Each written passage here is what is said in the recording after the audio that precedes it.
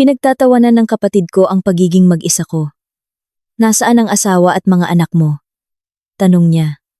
Nagtawanan ang mga magulang ko. Sumagot ako. Nasaan ang pera ninyo? Nasaan ang pera ninyo?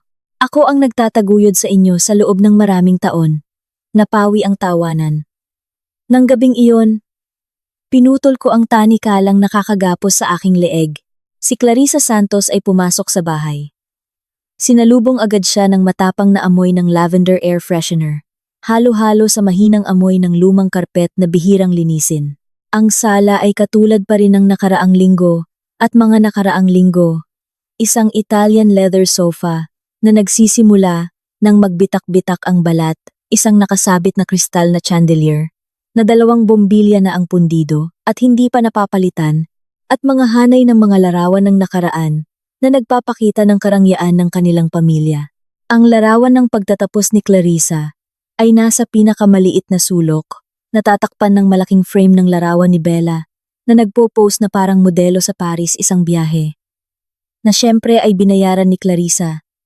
2 taon na ang nakaraan. Clarissa, dumating ka na.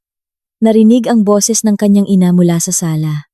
Si Sarah, ang kanyang ina, ay lumitaw na nakasuot ng isang mamahaling maroon silk kaftan. Ang kanyang buhok ay nakaayos ng mataas.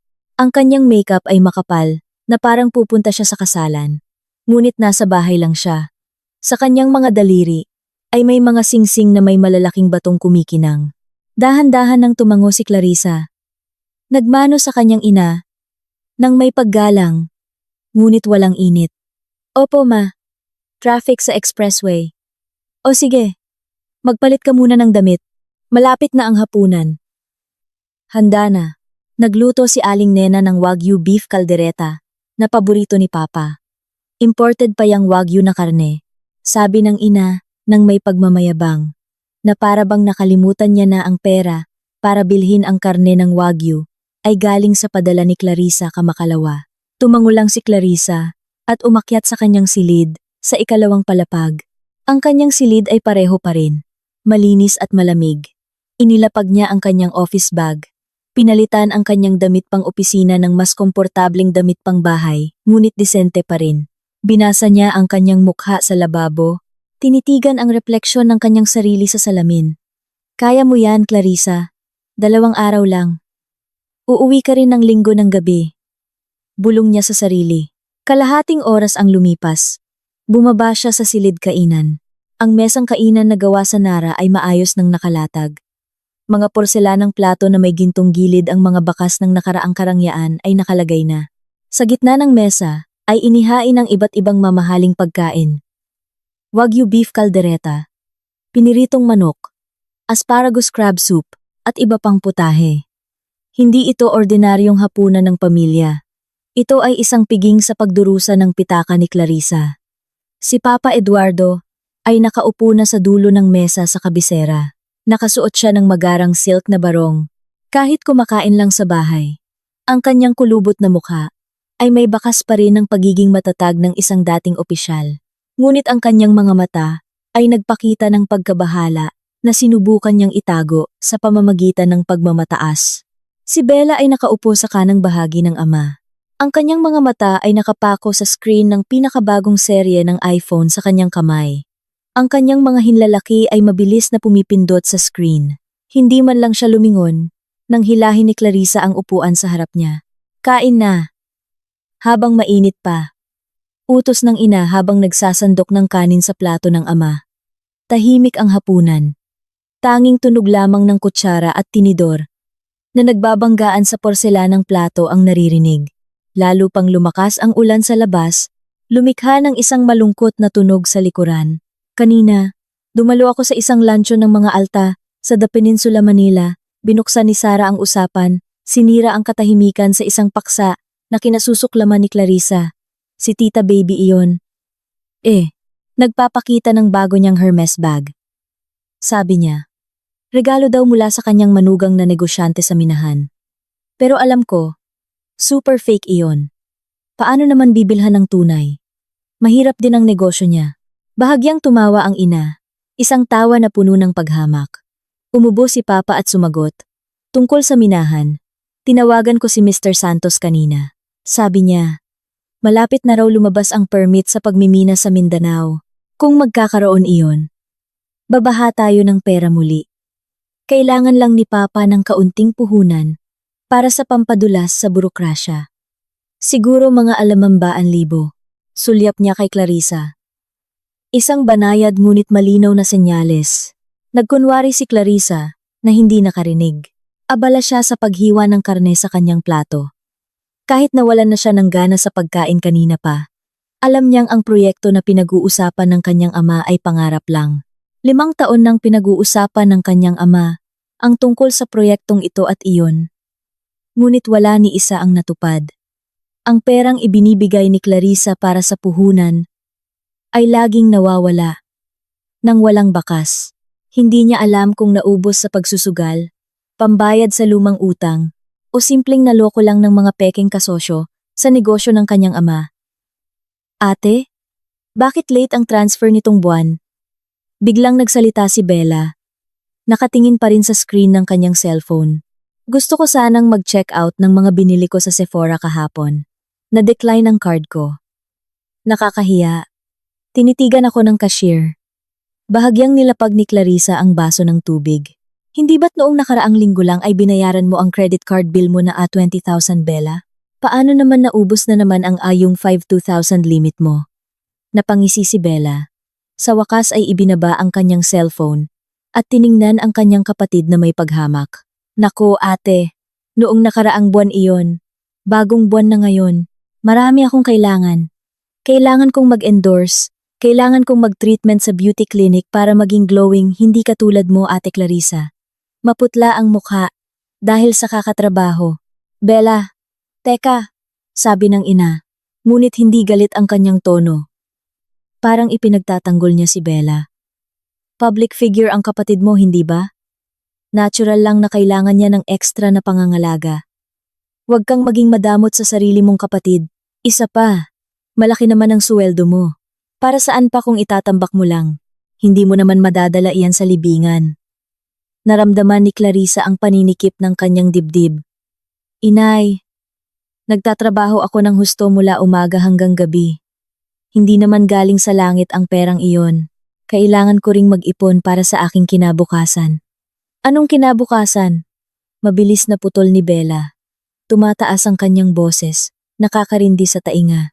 Isang mapanuksong ngiti ang nakapaskil sa kanyang mga labi na pininturahan ng pulang lipstick. Kinabukasan na mag-isa sa kondominium na iyon. Hindi ba't naiisip mo, Ate Clarissa? Habang tumatanda ka, lalo kang nagiging kakaiba. Puro trabaho na lang. Nag-iipon ng pera, pero para kanino? Ngunit nakataas ang sulok ng kanilang mga labi, pinipigilan ang pagtawa o marahil ay sumasang-ayon sa sinabi ni Bella. Ipinagpatuloy ni Bella ang kanyang pag-atake. Mas matalim ngayon. Tingnan mo ang mga kaibigan ko. Sa edad na ito, may kaniya-kaniya ng anak. Sinasundot hinahatid ng asawa gamit ang Alphard. Samantalang si Ate Clarissa, umuuwi sa mamahaling kondominium pero walang tao. Hindi ba nalulungkot? Hindi ba malungkot gabi-gabi na nakayakap lang sa unan? Maraming pera pero hindi man lang makabuo ng pamilya. Para saan pa? Biglang nanlamig ang hangin sa silid kainan. Ang panlalait ay tumusok mismo sa dibdib ni Clarissa. Hindi dahil sa nahihiya siya na hindi pa siya kasal, kundi dahil ang kanyang sariling pamilya ay ginamit ang kanyang pagiging single bilang sandata para saktan siya, samantalang sila ay nabubuhay bilang linta sa pawis ng matandang dalaga na kanilang hinahamak. Tiningnan ni Clarissa ang bawat mukha sa harap niya. Ang mukha ng ama na mapagmataas, ngunit walang magawa kung wala ang kanyang pera.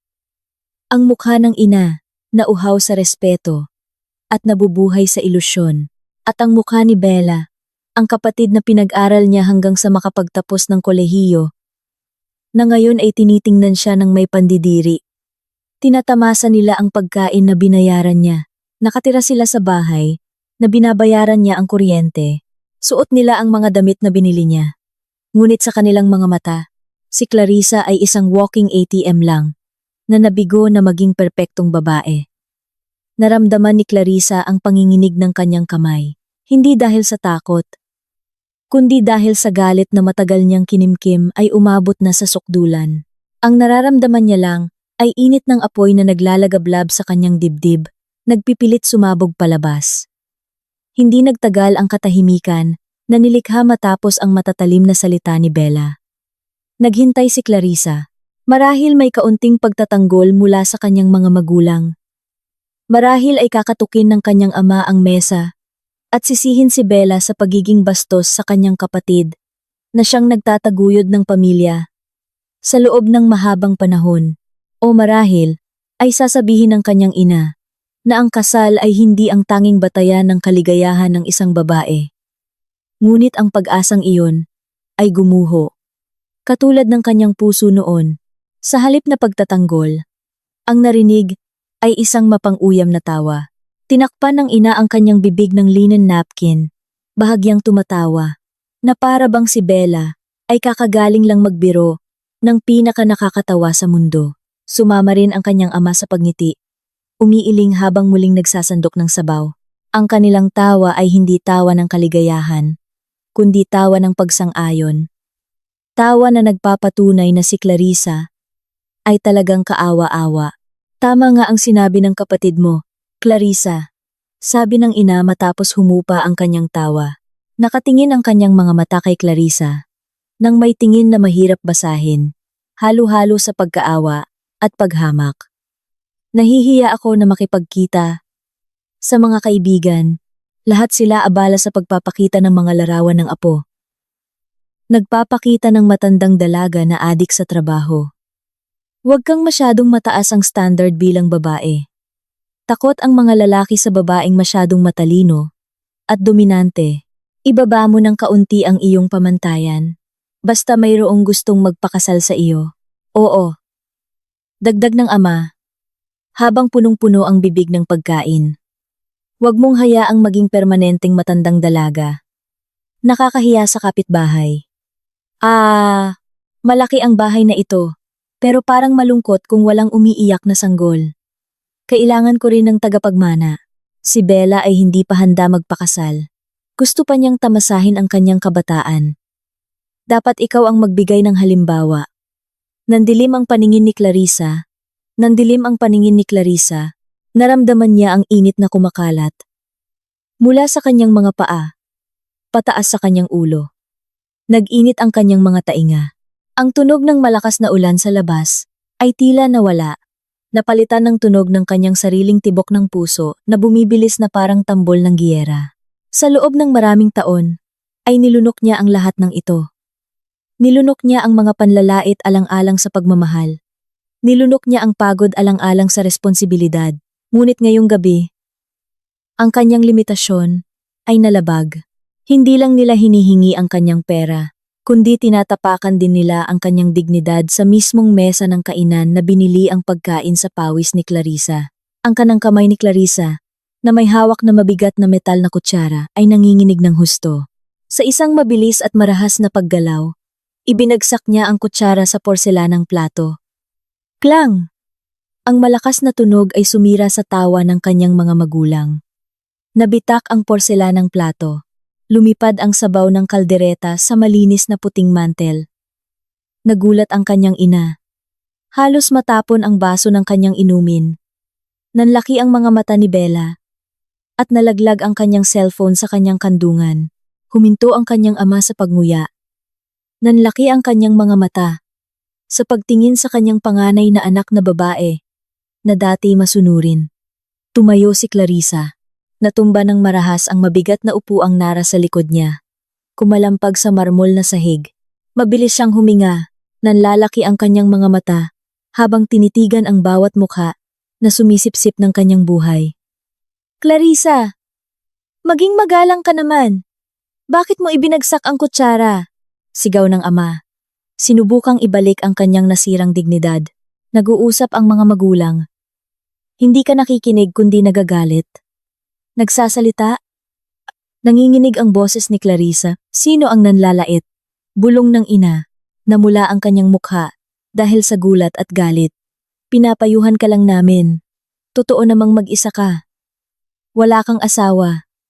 Wala kang anak. Tumawa si Clarissa, isang tuyo, mapait, at nakakatakot na tawa. Tama kayo. Wala akong asawa at anak. Mag-isa akong umuuwi sa aking kondominium.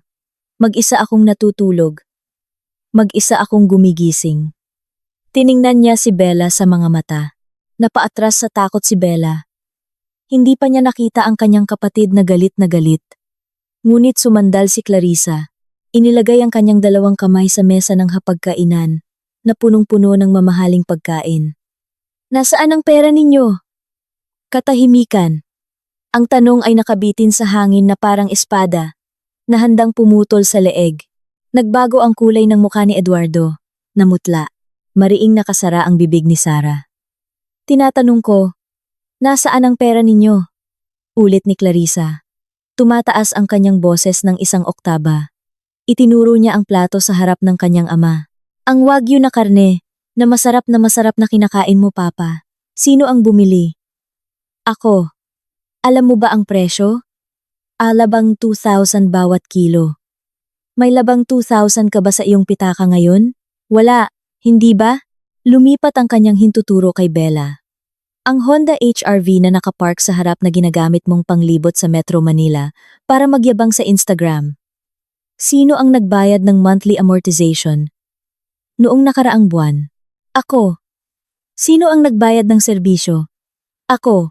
Ang damit na suot mo, ang bag na dala mo, ang skincare na nakakapit sa mukha mo, lahat iyon ay pera ko. Ikinilos ni Clarissa ang kanyang katawan. Nag-umpisa nang mamuo ang mga luha ng galit sa kanyang mga mata. Ngunit pinigilan niya ng buong lakas. Hindi siya iiyak sa harap nila. Hindi ngayong gabi. Ang kuryente ng maringal na bahay na ito, itinuro ni Clarissa ang chandelier sa itaas nila. Akala ninyo, umiilaw dahil sa dasal? Noong nakaraang buwan, malaki ang bill dahil ang aircon sa kwarto ninyo ay nakasindi 24 oras. Sino ang nag-transfer sa Meralco? Ako. Tubig. Internet. Suweldo ni Aling Nena. Dues sa Homeowners Association. Kahit ang panggasolina ng lumang kotse ni Papa, lahat ay galing sa aking account. Clarissa, sapat na. Masyado kang nagkukuwenta sa iyong mga magulang. Sigaw ng ina na humihingi ng tulong. Sinubukang ibalik ang sitwasyon gamit ang barahan ng masamang anak. Kami ang nagpalaki sa iyo. Kami ang nagpaaral sa iyo. Hanggang sa maging matagumpay ka. Natural lang na magtanaw ka ng utang na loob sa amin. Ang pagtanaw ng utang na loob ay hindi nangangahulugang pagsasamantala hanggang mamatay, inay. Sagot ni Clarissa na mas malakas ang sigaw, na nagdulot ng pagtangis sa malaking silid. Hindi ako tutol sa pagtustos sa inyo, kung mayroon lang kayong kaunting respeto. Ngunit ano? Nagtatawanan kayo sa aking pagdurusa. Pinupuri ninyo ang aking pag-iisa, samantalang ang pag-iisa na iyon ang nagpahintulot sa akin na magtuon sa paghahanap ng pera, para tustusan ang inyong walang kahihiyang pamumuhay. Malakas na binugbog ni Eduardo ang mesa. Mag-ingat ka sa iyong pananalita. Dating opisyal ako. Huwag kang maging matigas ang ulo, dahil lang sa may pera ka. Ngayon, pwede mo nang tapakan ang ulo ng iyong mga magulang. Dating opisyal na nagretiro ng walang pensiyon o retirement benefits dahil sa kaso, hindi na nag-atubili si Clarissa. Ibubunyag niya ang lahat ng mga lihim na matagal nang itinago. Ang iyong pagmamataas ang dahan-dahang pumapatay sa amin. Ayaw mong ibenta ang bahay na ito, samantalang bangkarote na tayo, para lang makita ng mga tao na mayaman pa rin. At ako ang naging biktima para suportahan ang inyong entablado ng pagpapanggap. Mahabang hininga ang ginawa ni Clarissa. Sobra siyang pagod. Lubos na naubos ang kanyang enerhiya. Ang mga mukha sa harap niya ay hindi na niya nakikita bilang pamilya, kundi bilang mga estrangherong parasitiko. Hanggang ngayon, mahina ngunit matigas na sabi ni Clarissa. Ang kanyang tono ay pinal. Sapat na hanggang ngayon. Tumalikod siya, kinuha ang kanyang office bag na nakalagay sa bakanting upuan. Saan ka pupunta? Malakas ang ulan, sabi ng ina. Nagsimulang magpanik ang kanyang tono, hindi sa takot para sa kaligtasan ng kanyang anak, kundi sa takot na mawawala ang kanilang pinagkukunan ng pera. Huminto si Clarissa sa pintuan, lumingon, nang mabilis ng walang ekspresyon. Mula ngayon, Putol na ang sustento. Wala nang transfer. Wala nang pagbabayad ng credit card.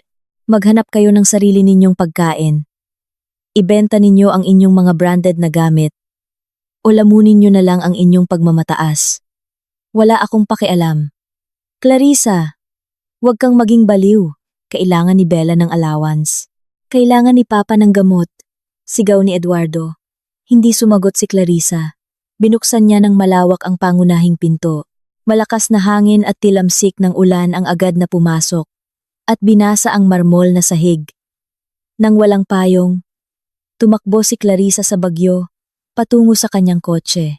Sa likuran niya, mahina ang naririnig na sigaw ng kanyang ina, at pag-iyak ni Bella, ngunit ang tunog na iyon ay natalo ng malakas na tunog ng kulog. Pumasok si Clarissa sa kanyang kotse. Isinara ang pinto at automatikong kinandado. Basa ang buong katawan niya. Tumutulo ang tubig mula sa kanyang buhok. Binabasa ang manibela. Sinimulan niya ang makina. Umandar ang kotse. Tiningnan niya sa rearview mirror. Nakatayo ang kanyang ina. At si Bella sa beranda. Kumakaway. Gumagalaw ang kanilang mga bibig. Sumisigaw ng kung ano. Siguro sumpa. Siguro pagmamakaawa. Wala nang pakialam si Clarissa. Tinapakan niya ang gas pedal. Umungol ang mga gulong sa basang aspalto. At ang itim na SUV ay umarangkada papalabas ng lumang bahay na iyon. Iniiwan ang nakalalasong nakaraan. Nang gabing iyon, sa gitna ng matinding bagyo sa Tagaytay, hindi lang isang bahay ang iniwan ni Clarissa. Iniwan niya ang isang buhay na matagal nang nagpakulong sa kanya. Ang biyahe pauwi sa Manila ay parang pagtakas mula sa isang war zone.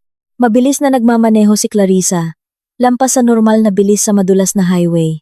Ang adrenaline ay umaagos pa rin sa kanyang mga ugat, kaya't hindi humihinto ang kanyang mga kamay sa panginginig sa buong biyahe. Ang mga luha na kanina pa niya pinipigilan ay sa wakas ay tumulo hindi dahil sa kalungkutan, kundi dahil sa labis na emosyon na halo-halo.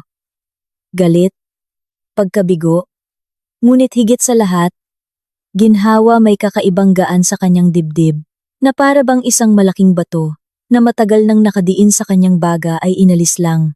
Madaling araw nang dumating si Clarissa sa lobby ng kanyang condominium, sa BGC area. Magalang siyang binati ng security guard. Kabaligtaran sa pagtrato na natanggap niya sa bahay ng kanyang mga magulang. Sumakay siya sa elevator patungong 25 palapag, pumasok sa kanyang unit na tahimik at moderno. Pagkasara ng pinto, ang katahimikan ang sumalubong sa kanya. Ngunit sa pagkakataong ito, ang katahimikan ay hindi naramdaman na malungkot. Ang katahimikan ay naramdaman na parang proteksyon. Inihagis ni Clarissa ang kanyang bag sa sofa. Sinipa ang kanyang high heels sa kung saan-saan at agad na dumiretso sa banyo. Tumayo siya sa ilalim ng mainit na shower sa loob ng halos kalahating oras.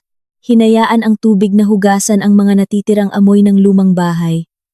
Hugasan ang malamig na paghawak ng kanyang pamilya. At hugasan ang pakiramdam ng pagkakasala na sandaling lumitaw. Paglabas mula sa banyo na nakasuot ng sutlang robe, hindi agad natulog si Clarissa. Masyado siyang abala sa pag-iisip. Nagtimpla siya ng isang tasa ng matapang na kape at pagkatapos ay umupo sa kanyang lamesa ng trabaho na nakaharap sa malaking bintana na may tanawin ng kalangitan ng Maynila na gising pa. Binuksan niya ang kanyang laptop. Ang ilaw ng screen ay nagbigay liwanag sa kanyang maputla, ngunit determinado na mukha. Ngayong gabi, hindi siya matutulog hanggat hindi niya nalilinis ang lahat. Binuksan niya ang mobile banking app, ang kanyang personal finance spreadsheet, at ang mga tala ng credit card bills. Tingnan natin. Bulong niya. Tingnan natin kung gaano ako kabobo sa loob ng maraming taon. Sinimulan niyang kunin ang data ng transaksyon sa account sa loob ng huling 7 taon. Mula nang una siyang magkaroon ng malaking promotion at nagsimulang umako ng responsibilidad sa pananalapi ng pamilya. Gumawa siya ng bagong column sa spreadsheet ng mga gastusin ng pamilya. Mabilis na sumayaw ang kanyang mga daliri sa keyboard. Nagpasok ng numero sa bawat numero. Nanlaki ang kanyang mga mata sa tuwing makikita niya ang halaga ng perang kanyang inilalagay. Unang taon, Renovation ng bubong ng bahay sa Tagaytay Air 1.5 milyon. Pangalawang taon, pagbabayad ng utang sa sugal ng ama 8 milyon. Pangatlong taon, matrikula ni Bella sa kolehiyo sa pamamagitan ng backdoor. Dahil bumagsak sa entrance exam are 850,000. Pagbili ng Honda HR-V para kay Bella are 1.5 milyon. Cash para walang interes. Bakasyon ng ina at mga kaibigan niyang sosyalita sa Turkey ABH 600,000. Operasyon sa ilong ni Bella na idinahilan niyang problema sa paghinga kahit retoke sa ilong o rhinoplasty naman talaga a 450,000. Ang listahan ay patuloy na humahaba pababa. Ang mga buwanang bayarin na tila maliit, tulad ng kuryente, tubig, internet, gym membership ni Bella, luncheon ng ina, panggatong ng lumang kotse ng ama. Kung i-multiply sa 84 na buwan, nakakatakot ang kabuuan. Dinagdag ni Clarissa ang lahat. Pinindot niya ang enter button. Lumabas ang kabuuang halaga sa screen na may makapal na font. 13.4 milyon. Huminto si Clarissa. Bumagsak ang kanyang katawan sa upuan. 13.4 milyon. Naubos ang lahat ng perang iyon, sinunog ng pagmamataas, at pamumuhay ng mga taong hindi man lang nagpasalamat ng tapat. Sa dami ng perang iyon, makakabili siya ng isa pang condominium unit para sa investment o makapaglakbay sa buong mundo o makapag-ipon para sa maagang pagre-retiro. Ang galit na kanina pa nawala ay muling nagliyab. Ngunit sa pagkakataong ito, ay mas malamig at kalkulado. Ininom ni Clarissa ang kanyang kape, na nagsimula ng lumamig. Sapat na, hindi na niya hahayaan na kahit isang piso ay lumabas pa sa kanyang account para sa kanila. Binuksan niya ang bagong tab ng browser sa website ng serbisyo ng bangko. Unang hakbang, supplementary credit card. Tiningnan niya ang mga detalye ng paggamit ng card na hawak ni Bella. Ang huling transaksyon sa mamahaling butik kahapon ng hapon ay nakabinbin pa rin. Nag-click si Clarissa sa menu ng card management. Nang walang pag-aalinlangan, pinili niya ang opsyon na permanenteng i-block ang card. Lumabas ang isang pop-up. Sigurado ka bang gusto mong permanenteng i-block ang card na ito?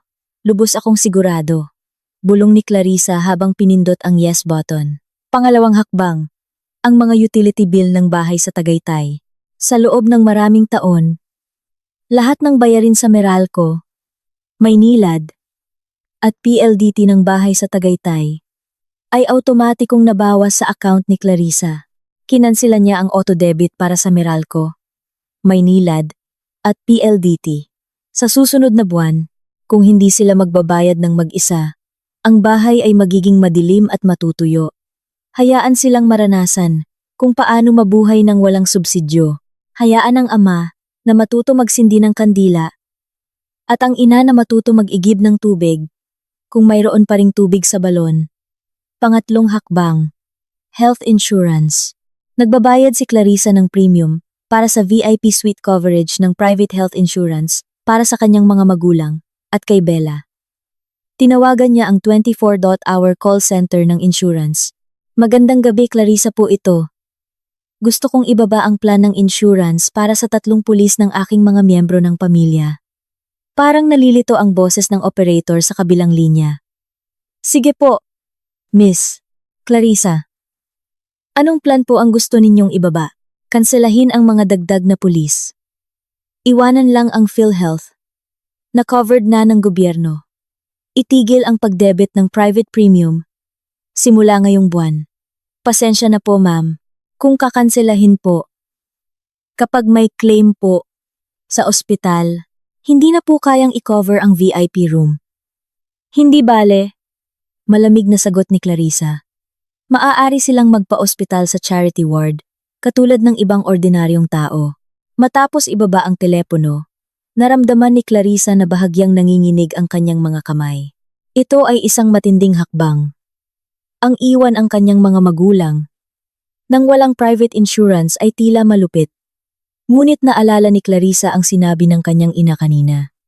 Nasaan ang pera mo? Mapait na ngumiti si Clarissa. Nandito ang pera ko, inay. At ngayon, mananatili ang perang iyan dito, sa account ni Clarissa. Huling hakbang, i-block ang contact. Alam ni Clarissa na bukas ng umaga, kapag dumating ang notifikasyon ng pagkansela sa kanilang mga cellphone, magsisimula ang terorismo. Magriring ng walang tigil ang kanyang telepono. Puno ng mura at peking drama ng pagpapakamatay ang kanyang messenger. Ayaw ni Clarissa na maabala sa oras ng trabaho. Kailangan niya ng katahimikan para maibalik ang kanyang katinuan. Hindi niya ganap na binlock ang kanilang mga numero dahil kailangan pa rin niya bantayan ang sitwasyon. Ngunit inactivate niya ang feature na Do Not Disturb para lang sa mga contact ng ama, ina at Bella. Lahat ng tawag ay diretsyong mapupunta sa voicemail at ang mga mensahe ay mapupunta sa archive nang walang notifikasyon. Alas 3 ng umaga, tapos na ang pag-audit at pagbawi sa kanyang kontrol. Isinara ni Clarissa ang kanyang laptop. Naging napakatahimik ng kanyang apartment, ngunit sa pagkakataong ito ay isang katahimikang nagbibigay lakas. Lumakad siya patungo sa malaking bintana. Tinitigan ang mga ilaw ng Maynila na nagsisimula ng lumabo bago magbukang liwayway. Tumigil na ang ulan. Idinikit niya ang kanyang palad sa malamig na salamin. Sa loob ng maraming taon ay naramdaman niya na nakagapos, nasasakal ng hindi nakikitang pusod. Naramdaman niya na may malaking utang na loob sa kanila. Dahil lamang sa sila, ang nagbigay buhay sa kanya sa mundo. Ngunit ngayong gabi, napagtanto niya, nabayad na ang utang na iyon. 13.4 milyon ay higit pa sa sapat na halaga para mabili ang kanyang kalayaan. Nanginginig si Clarissa hindi dahil sa takot sa kinabukasan, nang walang pahintulot ng kanyang mga magulang, kundi dahil napagtanto niya na parang pinuputol niya ang isang nabubulok na bahagi ng kanyang sariling buhay upang makapagpatuloy. Masakit, mahapdi, at nag-iwan ng malaking sugat. Ngunit alam niyang gagaling ang sugat na ito. At kapag gumaling na, magiging mas malakas siya kaysa dati. Pumunta siya sa kama. Hinila ang makapal at malambot na kumot upang takpan ang kanyang katawan. Sa unang pagkakataon sa loob ng 7 taon, ipinikit ni Clarissa ang kanyang mga mata nang hindi iniisip kung anong bayarin ang kailangan niyang bayaran kinabukasan. Bukas ay Lunes, araw ng trabaho, at sa unang pagkakataon ay magtatrabaho siya para sa kanyang sarili lamang. Lunes ng umaga sa Maynila ay karaniwang sinasalubong ng busina ng sasakyan at matinding trapiko. Ngunit para kay Clarissa, ang araw na ito ay nagsimula sa ibang uri ng ingay. Ingay na hindi nagmumula sa kalsada ng EDSA, kundi sa manipis na bagay na may 6 na pulgada sa bedside table ng kanyang kama. Alas 7 ng umaga, hindi pa nagriring ang alarm ng kanyang cellphone, ngunit ang screen ng kanyang cellphone ay patuloy ng umiilaw na parang sirang ilaw ng diskotek. Ang mahabang pag-vibrate ay umalingaw-ngaw sa mesa na kahoy. Nagpapahiwatig ng sunod-sunod na notifikasyon na dumating ng sabay-sabay. Nagbukas ng mata si Clarissa. Tinitigan ang kisame ng kanyang tahimik na condominium unit. Sa isang sandali, naramdaman niya ang kakaibang kapayapaan, ang pakiramdam ng kalayaan. Dahil hindi na kailangan mag-transfer ng lingguhang allowance tulad ng dati. Ngunit ang kapayapaan na iyon ay agad na nagambala ng katotohanang naghihintay sa kanya sa screen ng kanyang cellphone. Kinuha niya ang kanyang cellphone. Ang dami ng notifikasyon na nakita sa icon ng Messenger ay nagpatigil sa kanya. 127 bagong mensahe mula sa 3 chat. Dagdag pa ang 45 na missed calls. Umupo si Clarissa, sumandal sa headboard ng kama. Huminga ng malalim na para bang naghahanda siyang sumisid sa madilim na tubig. Binuksan niya ang lock screen. Ang unang mensahe ay nagmula sa grupong pampamilya na may nakakatawang pangalan, Home Sweet Home. Clarissa, sagutin mo ang tawag. Bakit ka ba ganyan? Anong ibig sabihin ng pagpuputol ng kuryente sa bahay? Kakadating lang ng Meralco, dala ang disconnection notice. Clarissa, gusto mo bang dahan-dahang patayin ang iyong mga magulang? Nahihirapan si Papa sa paghinga dahil sa balitang ito. Aba, anak na walang utang na loob. Gapapahamak ka. Tandaan mo, may karma. Sara, dasa ka 5 AM. Nagsisisigaw ang ina na parang histerikal, sinabayan ng pag-iyak na tila peke. Napakawalang puso mo, Clarissa. Ipinanganak kita nang may panganib ang buhay ko. Ngayon, ginagawa mo ito dahil lang sa pera. Ang pera ay hindi mo madadala sa libingan.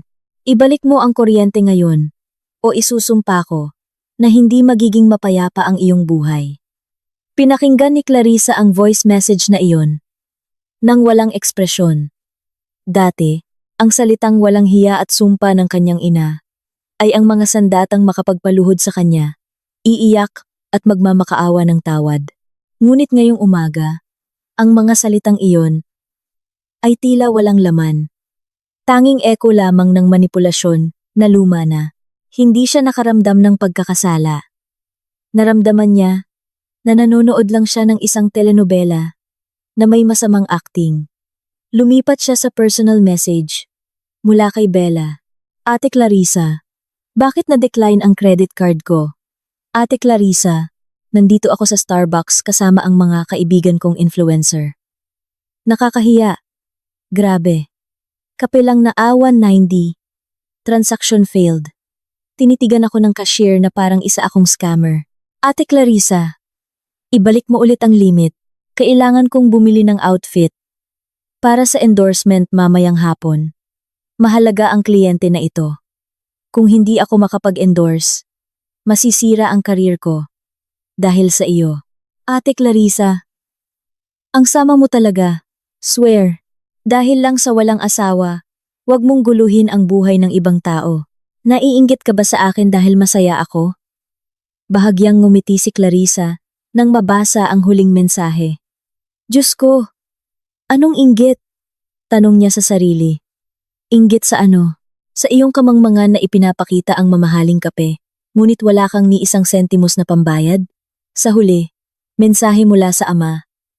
Maikli, direkta, at puno ng pagmamataas. Hinihintay kita sa bahay ngayon. Magdala ka ng gay 50,000 cash. May mahalagang bagay. Huwag mong galitin si Papa. Anak pa rin kita. Huwag kang bastos. Ibinalik ni Clarissa ang kanyang cellphone. Hindi niya sinagot ang kahit isa sa mga mensaheng iyon. Walang silbi ang makipagtalo sa mga taong sarado ang tainga dahil sa kanilang ego. Gumising siya, naligo, at naghanda para sa opisina na nakasuot ng isang maayos na gray blazer. Naglagay siya ng matte red lipstick, tumingin sa salamin, at sinabi sa kanyang sarili, ngayong araw ay makikipaglaban ka, Clarissa. Ngunit sa pagkakataong ito, ikaw ang may kontrol. Nang dumating siya sa kanyang opisina sa ika-4 na palapag ng isang skyscraper sa BGC area, sinubukan ni Clarissa na magtuon sa quarterly financial report ng kumpanya. Ngunit hindi tumigil ang terror. Nagriring ang kanyang telepono sa opisina.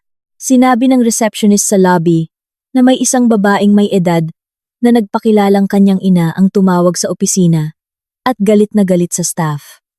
Humingi na ikonekta siya sa opisina ng direktor.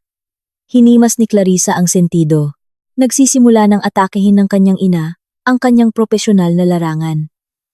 Masyado na ito. Dina, sabi ni Clarissa sa kanyang sekretarya sa pamamagitan ng intercom. Paki-block po ang lahat ng personal na tawag mula sa aking mga miyembro ng pamilya. Sabihin po na mayroon akong mahalagang pulong buong araw, kasama ang mga direktor. At kung mayroong dumating sa lobby na nagsasabi na miyembro ng aking pamilya, huwag po silang payagan umakyat. Tawagin ng security kung kinakailangan. Sige po, Miss Clarissa, sagot ng kanyang sekretarya na may pag-aalala. Alam ni Clarissa na hindi niya ito kayang harapin ng mag-isa. Kailangan niya ng mas matibay na depensa kaysa sa simpleng pag-block ng numero. Kailangan niya ng batas. Kinuha niya ang kanyang cellphone, binabaliwala ang daan-daang bagong notifikasyon at hinanap ang isang pangalan sa kanyang contact list. Attorney Rafael. Si Rafael ay kanyang kaibigan sa kolehiyo noon. Isang matalino, lohikal na lalaki at isa sa pinakamahusay na corporate lawyer na kilala niya. Dati silang naging malapit. Ngunit ang pagiging abala ni Clarissa sa pagtustos sa kanyang pamilya ay nagpalayo sa kanilang relasyon. Naging magkaibigan na lang na propesyonal. Hello, Rafael. Pwede tayong magkita sa tanghalian. Urgent ito. Personal matter, sabi ni Clarissa nang masagot ang telepono. Tanghali noon sa isang pribadong Japanese restaurant sa Salcedo Village, Makati. Nakaupo si Clarissa sa harapan ni Rafael. Ang lalaki ay katulad pa rin ng dati. Maayos na nakasalamin, na may manipis na frame at matalim, ngunit nakakakalmang tingin. Ikinuwento ni Clarissa ang lahat hindi bilang pagbabahagi ng problema sa kaibigan, kundi bilang isang kliyente sa kanyang abogado. Ikinuwento niya ang tungkol sa pagputol ng pondo, ang digital terror na natanggap niya, at ang kanyang takot na baka gumawa ng mapanganib ang kanyang ama, na maaaring makahila sa kanyang pangalan. Ibinigay ni Clarissa ang tumpok ng ebidensya, ng transfer sa loob ng 7 taon, at ang mga screenshot ng mga banta sa chat mula sa kanyang pamilya. Hindi ko sila gustong ikulong, Rafael. Sa kabila ng lahat, mga magulang ko sila, ngunit kailangan ko ng proteksyon ng batas. Kailangan kong malaman nila na hindi ako nagbibiro at may hinala ako. Itinatago ni Papa ang isang bagay na mas laki kaysa sa utang sa credit card. Pinagbabaligtad ni Rafael ang mga dokumento. Nagkunot ang kanyang noo. 3.4 milyon, Clarissa. Hindi ito gastos sa pamumuhay. Ito ay pagnanakaw na nagkukubli bilang pamilya. Yumuko si Clarissa. Hinahalo ang malamig na green tea. Alam kong bobo ako. Hindi ka bobo. Manipulated ka. Pagwawasto ni Rafael ng matigas. Isinara niya ang mga dokumento. Okay. Unang hakbang. Gagawa tayo ng formal na demand letter. Kung patuloy nilang guguluhin ang iyong trabaho. Ngunit sinasabi ng aking kutob na mayroong mali sa mga asset ni Mr. Eduardo. Masyado silang mayaman para sa isang retirado na walang severance pay. Kahit sa tulong mo pa, siguradong may malaking butas. Ibig mong sabihin, ang bahay sa Tagaytay? Seryosong tiningnan ni Rafael si Clarissa. Ano ang status ng titulo? Nasa pangalan ko. Mabilis na sagot ni Clarissa. 5 taon na ang nakakaraan. Noong unang masangkot sa kaso ng korupsyon si Papa at tangkain ng pamahalaan na bawiin ang kanyang mga ari-arian, inilipat niya ang pangalan ng titulo ng bahay sa akin para masiguro iyon. Itinatago ni Papa ang titulo sa safe ng bahay. Hindi ko na iyon nakita mula noon, ngunit ayon sa batas, akin iyon. Nagtagal ng sandali si Rafael. Kumatok ang kanyang daliri sa mesa. Clarissa, hayaan mo akong magpatingin sa Land Registration Authority at Credit Information Corporation ng Pilipinas sa pangalan ng iyong ama at iyong pangalan. Mayroon akong masamang kutob tungkol sa titulo na itinago na iyan. Naramdaman ni Clarissa ang lamig na gumapang sa kanyang likod. Ang pagbebenta ay marahil mahirap nang wala ka. Ngunit ang maisanla ito, nang palihim sa isang ilegal na transaksyon, lahat ay posible. Sabi ni Rafael ng may kahulugan. Bigyan mo ako ng 2 araw. Samantala, huwag mong sagutin ang kanilang mga mensahe. Itago lahat bilang ebidensya. Kung si Bella o ang iyong ina ay dumating sa condominium, huwag mong buksan ang pinto. Tawagin ang security. Tumango si Clarissa. Ang tanghalian ay naramdaman na walang lasa sa kanyang dila. Bumalik siya sa opisina na may mas kalmadong pakiramdam dahil mayroon siyang kaalyado. Ngunit kasabay nito ay mas nag-aalala. Ang ideya kung ano ang maaaring ginawa ng kanyang ama sa titulo ng bahay ay bumabagabag sa kanya. Kinagabihan, lumala ang digital terror. Gumawa si Bella ng Instagram story na may close friends feature na lumabas sa publiko. Naglalaman ito ng larawan niya na umiyak na may caption, "Itinapon ng sariling kapatid ng nangangailangan. Lumalabas na ang pera ay mas makapal kaysa sa dugo. Napakawalang puso ng isang madamot na kapatid." Nakita iyon ni Clarissa mula sa peking account na ginawa niya para mamonitor. Sumakit ang kanyang puso, ngunit hindi siya umiyak. Pinindot niya ang screenshot button. I-save, bulong niya. Isa pang bala para sa laban na ito. Nang gabing iyon, natulog si Clarissa na ganap na patay ang cellphone. Sa labas, maingay pa rin ang Maynila. Ngunit sa loob ng kanyang apartment, nagtatayo siya ng depensa. Hindi niya alam na ang tunay na bagyo ay darating pa lamang, hindi mula sa sigaw ng kanyang ina o pagmamaktol ng kanyang kapatid, kundi mula sa isang piraso ng papel na nakatago sa drawer ng lamesa ng isang loan shark. Makalipas ang 2 araw, hiniling ni Rafael na pumunta si Clarissa sa kanyang opisina ng batas sa Ortigas area. Sa pagkakataong ito, walang kaswal na tanghalian. Ang tono ng boses ni Rafael sa telepono ay narinig na napakapormal at apurahan. Pumunta ka ng 30 PM. Mayroong bagay na kailangan mong makita mismo, Clarissa. Dumating si Clarissa sa tamang oras. Ang opisina ni Rafael ay minimalist modern na estilo, dominado ng salamin at itim na marmol na nagbibigay ng impresyon ng pagiging intimidatoryo at propesyonal. Inihatid siya sa isang pribadong silid ng pulong. Doon ay naghihintay na si Rafael na may ilang makapal na pulang folder sa mesa. Ang kanyang mukha ay hindi na palamutian ng nakangiting-ngiti, tulad ng dati. Mukha siyang tensyonado. Umupo ka, Clarissa, sabi ni Rafael habang nag-aalok. Umupo si Clarissa.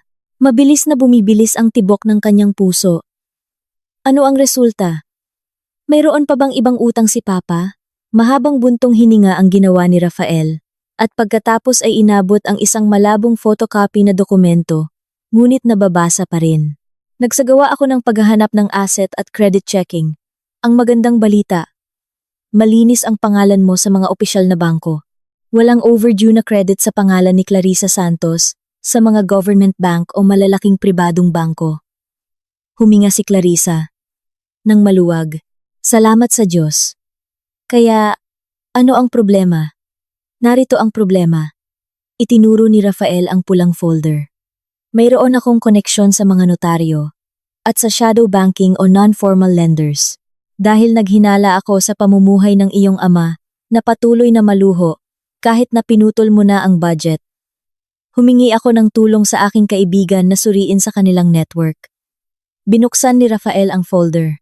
Sa loob nito ay may kopya ng isang promissory note at isang special power of attorney SPA para sa real estate mortgage. Nanlaki ang mga mata ni Clarissa nang makita niya ang letterhead ng dokumento. Hindi ito letterhead ng isang kilalang bangko, kundi isang pribadong lending company na kilalang nagpapatakbo ng loan shark syndicate. Ngunit ang nagpatigil sa tibok ng puso ni Clarissa ay ang pirma na naroroon sa kolum ng nagbigay ng kolateral ay malinaw na nakasulat Clarissa Santos at sa ibabaw ng pangalang iyon ay nakaguhit ang isang pirma, ang kanyang pirma. Napadaing si Clarissa. Kinapitan niya ang papel. Nanginginig ang kanyang mga kamay. Rafael, hindi ko ito pinirmahan. Sumpaman sa Diyos, hindi ako nagpunta sa lending company na ito. Hindi ko nga alam na mayroong ganyang lugar. Alam ko. Lumambot ang boses ni Rafael, puno ng empatiya. Tingnan mo ang petsa. 6 na buwan na ang nakakaraan. Noon ay nasa Singapore ka ng 2 linggo. Hindi ba? Tumango si Clarissa ng matigas. Oo, ang pasaporte ko ang patunay. Ang iyong ama. Mahina ngunit tumatagos na sabi ni Rafael. Pineke ng iyong ama ang iyong pirma. Ginamit niya ang titulo ng bahay sa Tagaytay na nasa iyong pangalan bilang collateral upang mangutang ng 20 milyon sa sindikato ng loan shark na ito. Napakataas ng interes na ipinapataw, 10% bawat buwan. 20 milyon? Naramdaman ni Clarissa na umiikot ang mundo. Nahihilo siya. Para saan ang ganoong kalaking pera? At paano nakalusot ang notaryo nang wala ako? Sa madilim na mundo, ang suhol ay makapagpapabuhay muli ng patay para pumirma. Clarissa. Mapait na sagot ni Rafael. Ang problema ngayon ay si Papa ay hindi nakapagbayad ng interes sa loob ng 3 buwan. Ang kabuuang utang ay umabot na sa halos at 30 milyon. Kasama ang multa. Tinakpan ni Clarissa ang kanyang mukha gamit ang kanyang 2 kamay. Gusto niyang sumigaw. Gusto niyang isuka ang pandidiri na namuo sa kanyang tiyan. Ang kanyang sariling ama, ang lalaking dapat ay kanyang tagapagtanggol, ay siya pa ang nagpahirap sa kanya. Hindi lang ninakaw ng kanyang ama ang kanyang pera, kundi ninakaw din ang kanyang pagkakakilanlan at isinangla ang kanyang kinabukasan. Ito ay isang krimen, Clarissa. patuloy ni Rafael. Bumalik sa mode ng propesyonal na abogado. Pagpalsipika ng dokumento at panloloko. Article 172 ng Revised Penal Code hinggil sa falsification. Ang parusa ay pagkakakulong at multa. Kung ire-report mo ito, siguradong makukulong si Papa. Inangat ni Clarissa ang kanyang mukha. Pula ang kanyang mga mata ngunit tuyo. Naubos na ang kanyang luha sa mga maliliit na kalungkutan. Ngayon, ang natitira ay isang nakamamatay na lamig. Ano ang mangyayari kung hindi ako magre-report? Tanong ni Clarissa. Ang mga nagpapautang ay kukunin ang bahay sa Tagaytay. May karapatan silang magsagawa ng pagpapatupad. Dahil ang mga dokumento ay mukhang balido sa mata ng batas bago mapatunayang peke sa korte. At dahil ang titulo ay nasa iyong pangalan, ang iyong pangalan ay maaaring mapasama sa blacklist ng bangko sa hinaharap kung ito ay magiging isang civil case. Hahabulin ka ng kanilang mga debt collector dahil sa papel. Ikaw ang may utang. Tiningnan ni Clarissa ang salaming dingding sa likod ni Rafael. Nakikita ang kanyang refleksyon. Isang matagumpay na babaeng propesyonal na hinahangaan ng kanyang mga nasasakupan ngayon ay wala ng iba kundi isang takas sa utang ng kanyang sariling ama. Ang galit na naramdaman niya sa mesa ng hapunan kamakailan ay maliit na apoy lamang kumpara sa sunog na ngayon ay lumalalamon sa kanyang puso. Ang kanyang respeto kay Eduardo ay nawala na. Ang kanyang pagkaawa kay Sara ay nawala. Ang natitira lamang ay ang instinto ng pagpapatuloy ng buhay. Rafael! Tawag ni Clarissa. Ang kanyang boses ay kalmado. Masyadong kalmado kaya't kinilabutan si Rafael. Oo, Clarissa. Ihanda mo ang formal na demand letter. Ngunit hindi isang ordinaryong babala. Tumayo si Clarissa. Inayos ang kanyang blazer. Matigas ang kanyang mukha na parang bato. Ihanda mo ang lahat ng ebidensya ng pagpalsipika. Forensic analysis ng pirma, ang patunay ng aking pasaporte na nagpapakita na nasa ibang bansa ako noong nangyari ang loan agreement. Ilagay lahat sa isang folder. Gusto mo bang mag-file ng reklamo sa pulis ngayon? Tanong ni Rafael. Hindi pa. Malamig na sagot ni Clarissa. Uuwi ako ng Tagaytay bukas. Dadalhin ko ang love letter na ito sa hapagkainan ng aking ama. Delikado iyon, Clarissa. Hayaan mo akong asikasuhin o magpadala tayo ng courier. Nakuha na ng iyong ama ang kanyang limitasyon. Ang mga taong nasa matinding hirap ay maaaring gumawa ng desperadong bagay. Umiling si Clarissa. Isang mapanlinlang na ngiti ang nakapaskil sa kanyang mga labi. Hindi mo kilala ang aking ama. Rafael, isa siyang duwag na nagtatago sa likod ng pagmamataas. Dalawang bagay lang ang kinakatakutan niya, ang maging mahirap at ang bilangguan. Dadalhin ko ang dalawang takot na iyon mismo sa harap ng kanyang mukha. Kinuha ni Clarissa ang pulang folder na naglalaman ng ebidensya ng krimen ng kanyang ama. Mabigat ang folder sa kanyang kamay. Kasing dami ng bigat ng kasalanang ginawa ni Eduardo. Salamat, Rafael. Bayaran mo ang iyong serbisyo ng propesyonal sa aking opisina. Isipin mo na lang na ito ang pinakamahal na audit ng buhay. Clarissa, mag-ingat ka, paalala ni Rafael. Habang lumalakad si Clarissa, patungo sa pinto. Tandaan, kapag itinapon mo ang card na ito, wala nang balikan, masisira ang iyong pamilya. Huminto si Clarissa sa pintuan, lumingon ng bahagya, nang hindi ganap na bumabalik. Matagal na silang sira, Rafael. Sisirain ko lang ang bulok na gusaling iyon, para hindi na makasira pa ng iba. Lumabas si Clarissa sa opisina. Ang gintong sinag ng araw ng Maynila ay nagningning sa kanyang mukha. Lumakad siya patungo sa kanyang kotse ng tuwid. Bukas, babalik siya sa Tagaytay. Hindi para magdala ng lingguhang allowance. Hindi para magmakaawa ng pagmamahal. Kundi para magdala ng martilyo ng hukom na magbibigay ng huling hatol sa nakaraan ng kanyang pamilya. Tapos na ang Cold War. Bukas ay ang pagpapatupad. Ang biyahe patungong Tagaytay sa pagkakataong ito ay naramdaman na ibang-iba sa mga nakaraang linggo. Walang malakas na ulan na humaharang sa paningin. Walang makapal na ulap na bumabalot sa Slex Calax. Maliwanag ang langit ng hapon.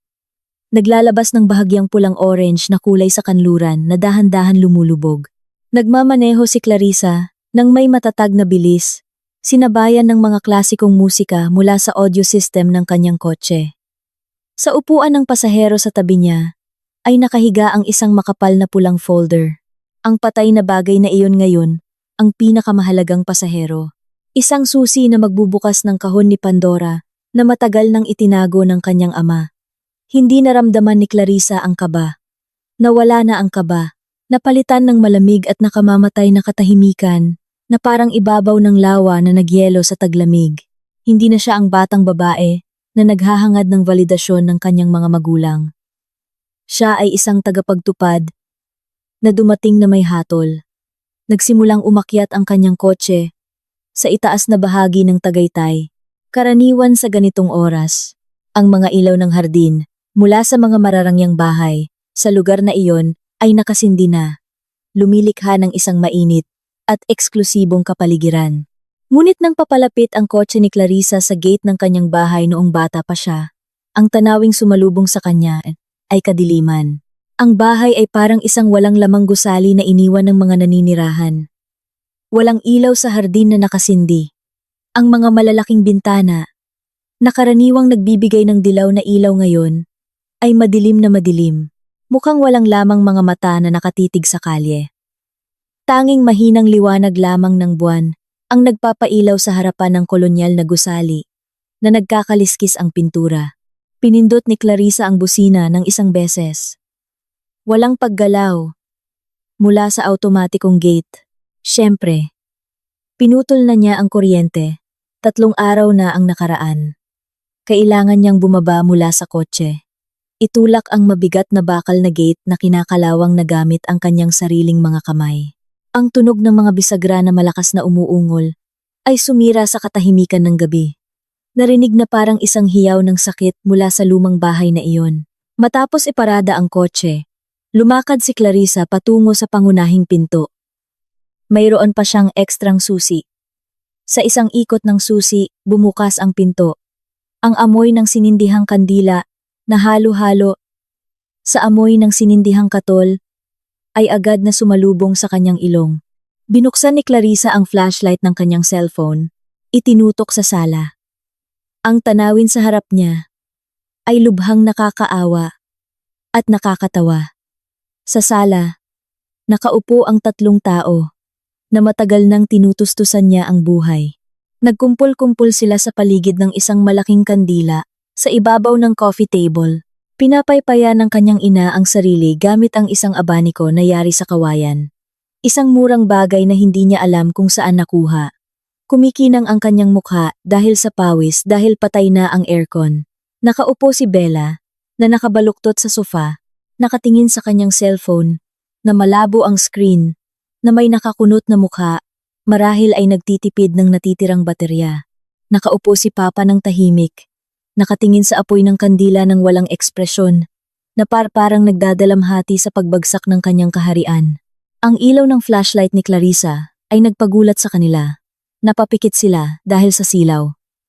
Sino iyan? Sigaw ng ina, na may namamaos na boses. Malinaw na narinig ang tono ng takot. Ibinaba ni Clarissa ang ilaw ng flashlight, hinayaan na makita ang kanyang mukha sa dilim. Ako, Clarissa! Sigaw ng ina. Ngayon, ang kanyang tono ay nagbago. Naging halo ng galit at ginhawa. Tumayo siya. Halos masagi ang kandila. Diyos ko! Sa wakas dumating ka na. Baliw ka talaga ano? Gusto mo kaming patayin? Tingnan mo ito. Madilim.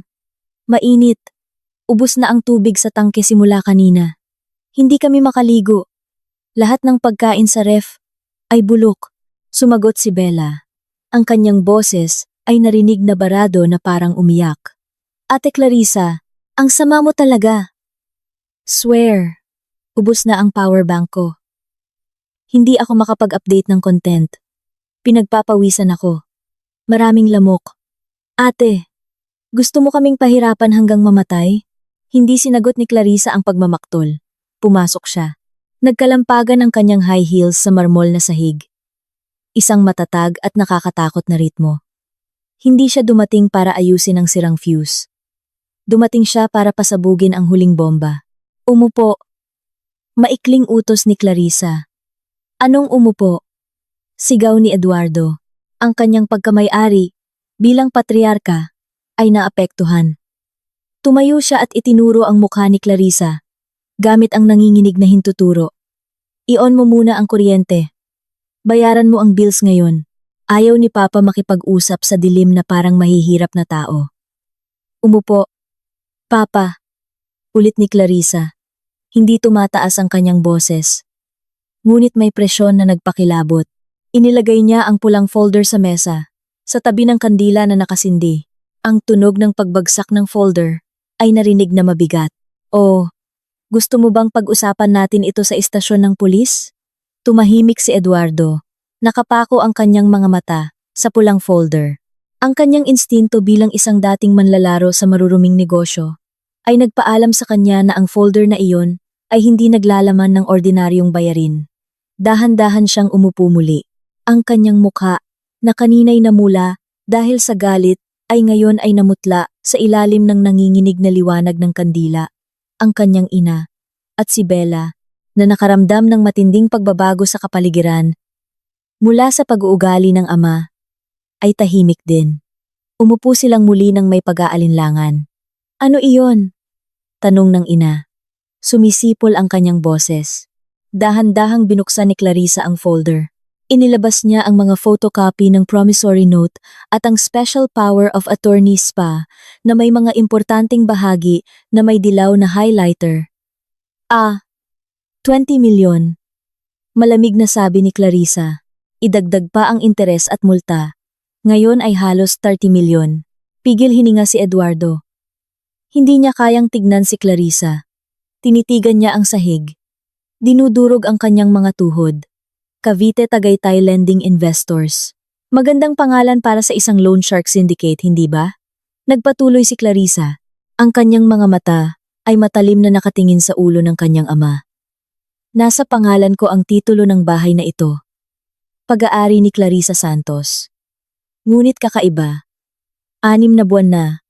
Ang nakakaraan, ang titulo ay isinangla doon at may pirma ko sa dokumento. Samantalang noong panahong iyon, nagpe-present ako ng negosyo sa Singapore. Kinuha ni Clarissa ang huling pahina at ipinakita sa harap ng mukha ni Eduardo. Pekeng pirma ito, Papa. Ito ay purong krimen. Article 172 ng Revised Penal Code hinggil sa falsification. Ang parusa ay pagkakakulong at multa. Ano? Hysterical na sigaw ng ina. Nanlaki ang kanyang mga mata. Ansobali makado, mula kay Clarissa patungo sa kanyang asawa. Papa, anong ibig sabihin nito? Isinangla mo ang bahay na ito. Sabi mo, mayroon kang proyekto ng pagmimina. Sabi mo, yayaman tayo ulit. Tumahimik ka. Sigaw ni Eduardo sa kanyang asawa. Nagsimulang umagos ang malamig na pawis sa kanyang sentido. Tinakpan ni Bella ang kanyang bibig gamit ang kanyang kamay. Nanlaki ang kanyang mga mata sa takot.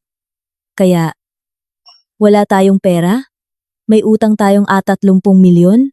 Binaliwala ni Clarissa ang drama ng kanyang pamilya. Nakatuon siya sa kanyang ama. Papa, nagkonsulta na ako sa abogado. Handa na ang forensic evidence. Handa na ang aking pasaporte. Kung ire-report ko ito bukas ng umaga, sa hapon, makukulong na si Papa sa selda ng Tagaytay Police Station. Walang malambot na kama. Walang kaldereta na karne. At malinaw na walang pagmamataas na pwedeng kainin doon. Sa wakas, ay inangat ni Eduardo ang kanyang mukha. Ang mukha na iyon ay tila matanda. Pagod at durog. Clarissa, napilitan ako. Naipit ako. Akala ko, magiging available ang proyekto sa susunod na buwan. Kailangan ko lang ng bridging finance. Hindi ko intensyon na saktan ka. Ginawa ko ito para sa ating pamilya, para mapanatili ang bahay na ito, para hindi tayo hamakin ng mga tao, para sa pamilya, matalim na putol ni Clarissa. O para sa ego mo, Papa?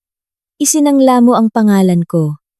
Papa, kung hindi ka makabayad, at hindi ka talaga makabayad, ako ang hahabulin ng mga debt collector. Ako ang mapapasama sa blacklist ng bangko. Gusto mo bang sirain ang kinabukasan ko para takpan ang mga nakaraang kabiguan mo, Papa? Clarissa, patawarin mo ako. Tulungan mo ako. Biglang bumagsak si Eduardo mula sa kanyang upuan, lumuhod sa maruming sahig sa tabi ng mga paa ni Clarissa. Ang tanawin ay napakalungkot. Isang ama na dati mapagmataas ngayon ay lumuluhod sa paa ng kanyang sariling anak.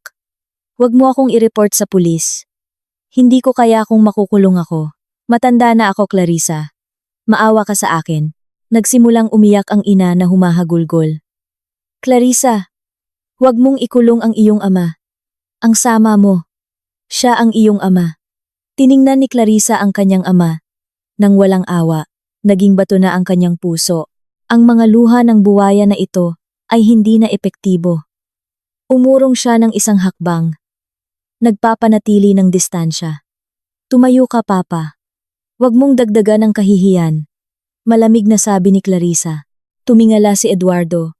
Basa ang kanyang mga mata. Ano ang dapat kong gawin? Wala akong pera para bayaran ang i-ata at milyon. Mahabang buntong hininga ang ginawa ni Clarissa. At pagkatapos ay inilabas ang isa pang piraso ng papel mula sa folder. Isang affidavit na may dry seal ng notaryo na inihanda na niya. Ito ang solusyon. Ang tanging alok mula sa akin. Inilagay ni Clarissa ang papel sa mesa. Una, ibenta agad ang bahay na ito. Nakikipag-ugnayan na ako sa isang real estate agent na kakilala ko na makakatulong na mabilis itong ibenta. Marahil ay mas mababa sa presyo sa merkado, ngunit sapat na para mabayaran ang utang sa mga nagpapautang. Ibenta ang bahay? Histerikal na sigaw ng ina. Saan tayo titira? Ito ay mana. Ito ang ating karangalan. Ang inyong pagmamataas ay naging lason, inay. Sigaw ni Clarissa, na nagpatahimik sa kanyang ina. Dalawa lang ang pagpipilian. Ibenta ang bahay na ito, at bayaran ang utang o ipasa kamay ang bahay sa mga nagpapautang, at makukulong si Papa. Ano ang pipiliin mo? Katahimikan. Ang tanging naririnig ay ang hikbi ni Bella. Pangalawa. Patuloy ni Clarissa. Ang natitirang pera mula sa pagbebenta ng bahay. Pagkatapos bayaran ng utang. Kung mayroon pa, kukunin ko ang sapat na bahagi eksaktong ka-50 milyon bilang kabayaran sa perang ginastos ko sa loob ng 7 taon. Ang natitira naman ay gamitin ninyo para bumili ng maliit na bahay o umupa at mabuhay mula sa perang iyon. Pangatlo, bahagyang lumambot ang boses ni Clarissa, ngunit matigas pa rin. Huwag na kayong muling makipag-ugnayan sa akin para humingi ng pera. Huwag na kayong pumunta sa aking opisina. Huwag na ninyo akong terorisin sa social media. Ang ating relasyon mula ngayon ay limitado lamang sa relasyon ng dugo, hindi relasyon ng ATM at kliyente. Kung lalabag kayo sa kahit isang punto sa mga ito, o kung tatanggi si Papa na pumirma sa kasunduan sa pagbebenta ngayon, direkta akong pupunta sa istasyon ng pulis. Inabot ni Clarissa ang bolpen sa kanyang ama. Pumirma ka. Papa, ngayon sa ilaw ng kandila ng kahirapan, na ikaw mismo ang lumikha. Nanginginig ng husto ang kamay ni Eduardo nang kunin niya ang bolpen. Tiningnan niya ang madilim na silid. Tinitigan ang mga dingding na nagtatago ng kanyang mga alaala ng kaluwalhatian. Alam niyang talo siya. Talagang talo siya. Sa natitirang lakas, nilagdaan niya ang kanyang pirma sa ibabaw ng kanyang nakaprintang pangalan. Kinuha ni Clarissa ang papel, hinipan ang tinta para matuyo, at muling ibinalik sa folder. Magaling, sabi ni Clarissa. Darating ang real estate agent bukas ng umaga, alas 9. Maghanda kayo. I-empake ang inyong mga gamit. Ang hindi kailangan, itapon na lang. Hindi ninyo kailangan ng mga naglalakihang porselana o mamahaling painting sa inyong inuupahang bahay mamaya.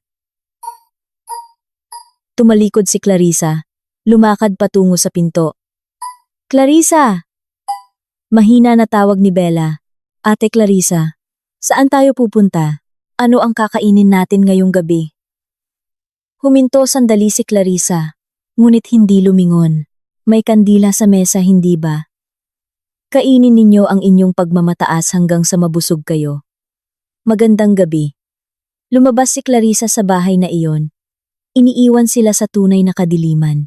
Nang siya ay pumasok sa kotse at sinindihan ang makina, tiningnan niya sa rearview mirror. Ang lumang bahay sa Tagaytay Hills ay mukhang isang higanteng naghihingalo. At sa unang pagkakataon, hindi nalungkot si Clarissa. Naramdaman niyang malaya siya. Mabilis na lumipas ang 30 araw.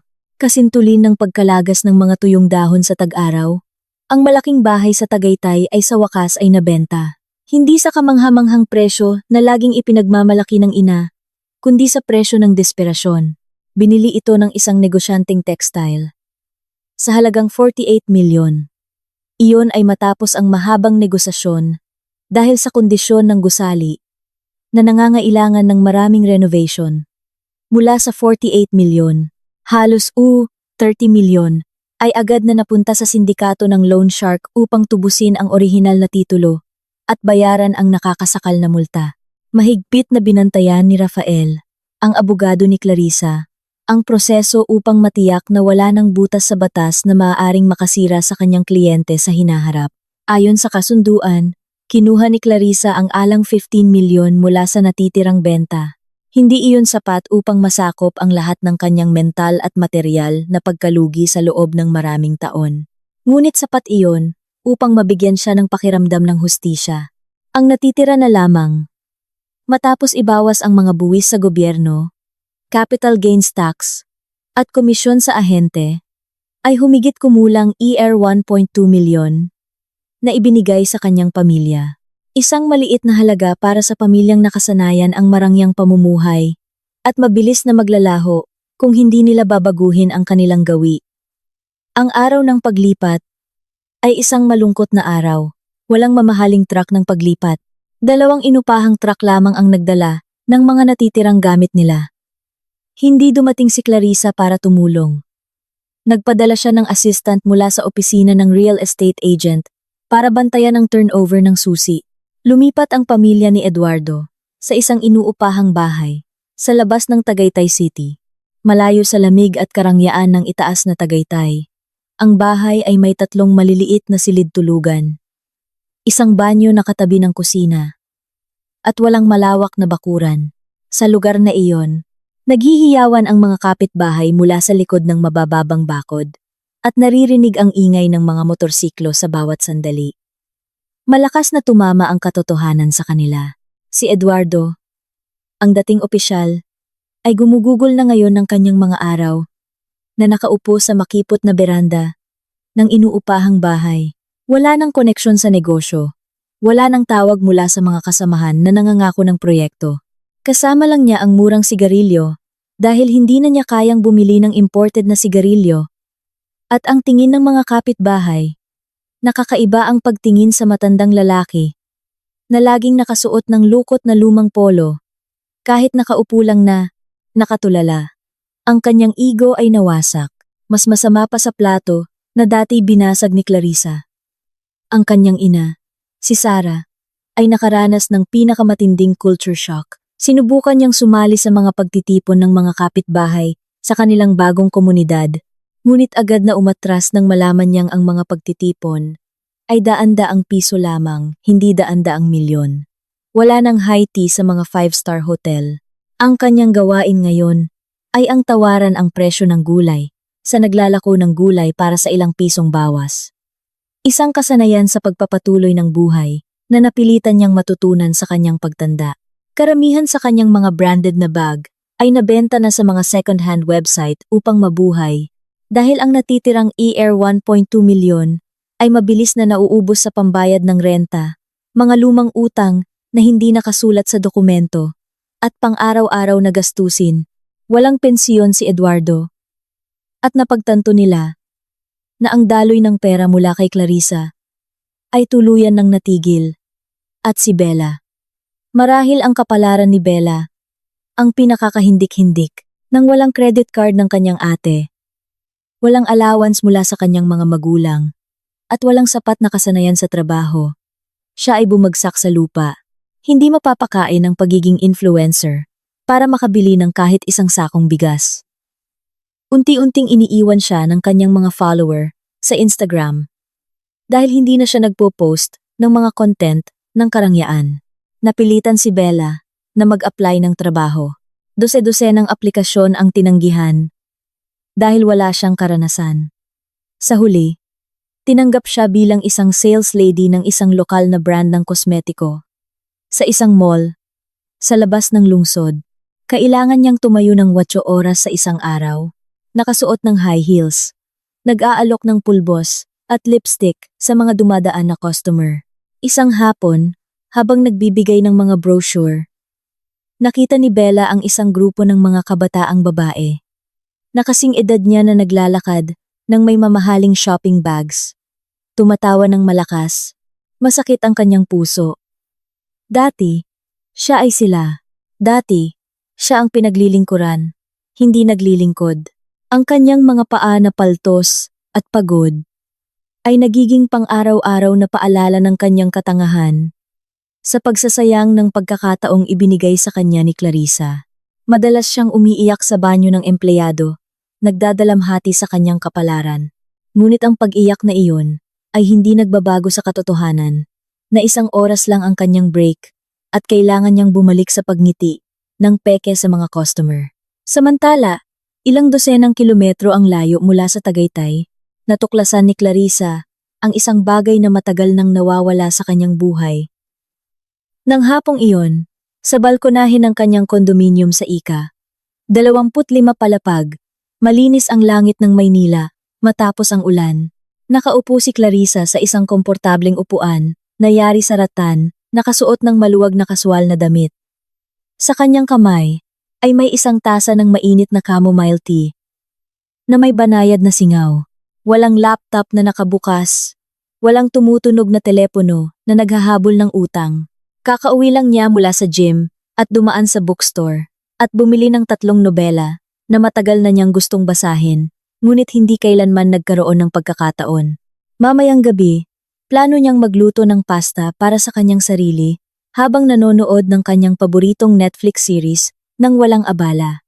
Isang napakasimpleng plano, ngunit para sa kanya, iyon ang pinakamataas na karangyaan.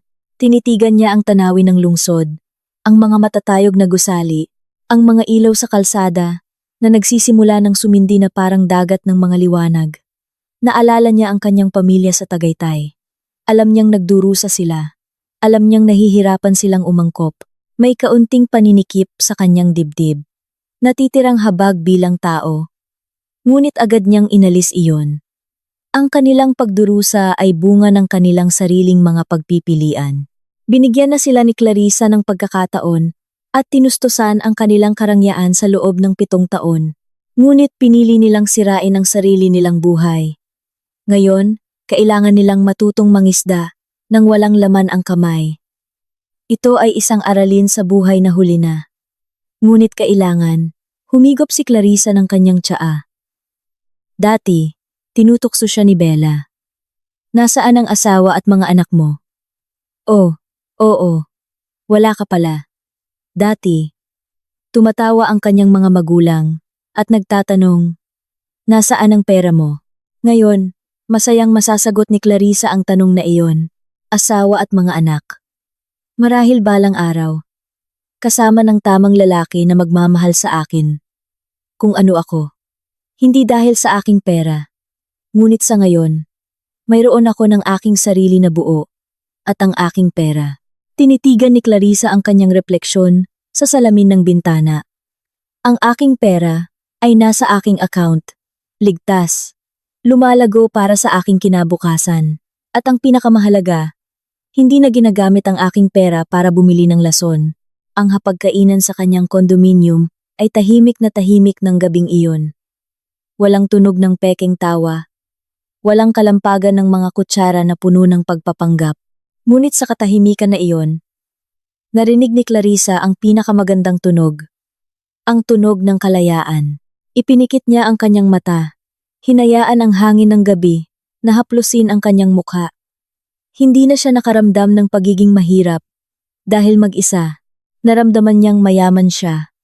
Mayaman sa oras, mayaman sa kapayapaan ng puso, at mayaman sa dignidad na matagumpay niyang nabawi. Nang gabing iyon, nagbago ang lahat. Hindi naging perpekto, kundi naging tama. At para kay Clarissa, sapat na iyon.